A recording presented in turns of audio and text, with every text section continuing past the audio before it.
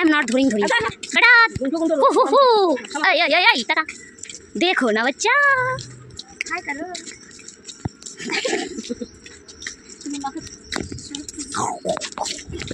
দেখো আমাদের বাড়ির রং করা হয়েছে, এখন তালা ঝুলছে, বাবা আসবে তালা খুলবে, চাবি নিয়ে তারপরে ভেতরে ঢুকবো।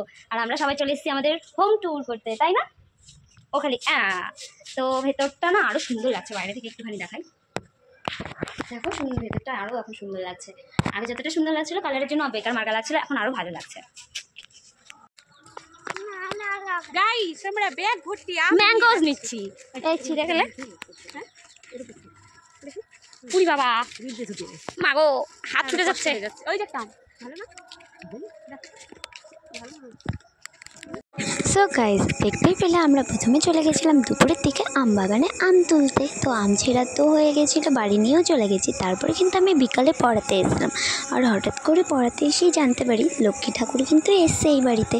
সেই জন্য কিন্তু ওম বললো যে আমিও নিচে যাব লক্ষ্মী ঠাকুরের বরণ দেখতে। কাকিমা তখন বললো ঠিক আছে তাহলে শিখা তুমি নিচেই চলো, এখানে বসে কি করবে। তাই দুজন মিলে কিন্তু চলে গেছিলাম কাকিমার সাথে লক্ষ্মী ঠাকুর বরণ দেখতে।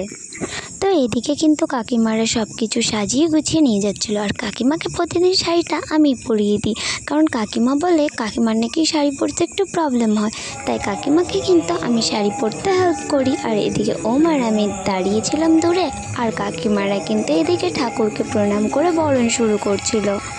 প্রতিদিনই প্রায় 1-150 মানুষেরও বেশি কিন্তু এই বাড়িতে খাওয়া দাওয়া করে। গান শুনতে এসে এখানে খাওয়া দাওয়ার ব্যবস্থা করা হয়েছে, তাই কিন্তু সবাই গান শুনে এবং খাবারও খেয়ে যায়। দুপুরেও কিন্তু অন্নভোগের আয়োজন করা হয়, কিন্তু তখন সবাই বেশিরভাগ আসলেও আমরা আসতে পারি না, কারণ বাড়ির থেকে আসাটা একটু সমস্যাই হয়ে যায়। মাও আসতে পারে না কাজের চাপে, আর একা একা আসতে আমার একটু লজ্জাই লাগে বলতে গেলে, তাই কিন্তু আমরা আসি না, কিন্তু সবাই বলতে গেলে প্রায় আসে। তো যাই হোক, এদিকে কিন্তু লক্ষ্মী ঠাকুরের বরণের জন্য জিনিসপত্র গুছিয়ে আনার পরে 3 কাকিমাই এক জায়গাতে হয়েছে। আর এখানে দেখতে পাচ্ছ ওমকে আমি টানছি, ও কিন্তু মুখ ঘুরিয়ে নিয়েছিল, আবার ওকে টেনে আমি আমার ভিডিওতে নিলাম। তারপরে বললাম ওম একটু যে কাছ থেকে ভিডিও করে দাও না, তো ওম কিন্তু কাছের থেকে ভিডিও করে দিল। আর এদিকে লক্ষ্মী মাকে যে এত সুন্দর লাগছিল দেখতে, সুন্দর করে সাজিয়ে গুছিয়ে কিন্তু লক্ষ্মী ঠাকুরকে নিয়ে এসছে।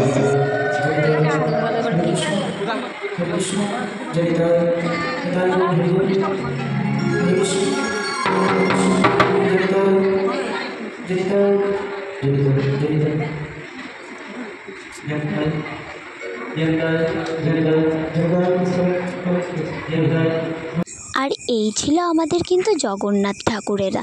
আর এখানে যেহেতু অনেকগুলো রথ আছে, তাই রথে অনুযায়ী জগন্নাথও কিন্তু অনেকগুলো। আর এদিকে দেখো কত লোক এসে কিন্তু বসে গান শুনছে। আজকে তো তাও কমই এসছে। তারপরে কিন্তু কাকিমারা লক্ষ্মী ঠাকুরের পুজো দেওয়ার পরে কিন্তু এদিকে সিঁদুর খেলার মতো সবাইকে সিঁদুরের টিপ ফোঁটা দিচ্ছিল, আর এদিকে আমরা দূরে দাঁড়িয়েছিলাম। তারপরে এই যে দেখো আমাদের জগন্নাথ ঠাকুরেরা কত সুন্দর লাগছে দেখতে।